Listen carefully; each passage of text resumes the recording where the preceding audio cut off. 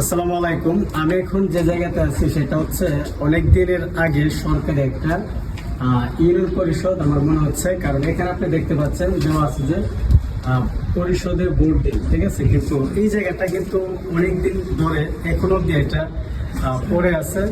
বাংলাদেশের এমন অনেকটা জায়গা আছে যেগুলো এখনো সরকারি জায়গাগুলো অপরিত্যক্ত।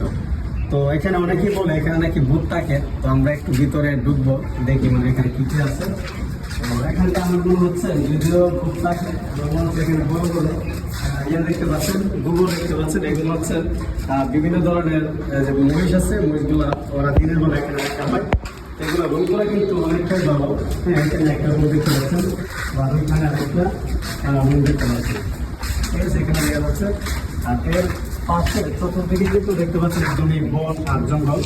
আর পাশাপাশি বিভিন্ন ধরনের এখানে একটা বিল্ডিং আছে, আবার ওইখানে একটা বিল্ডিং আছে।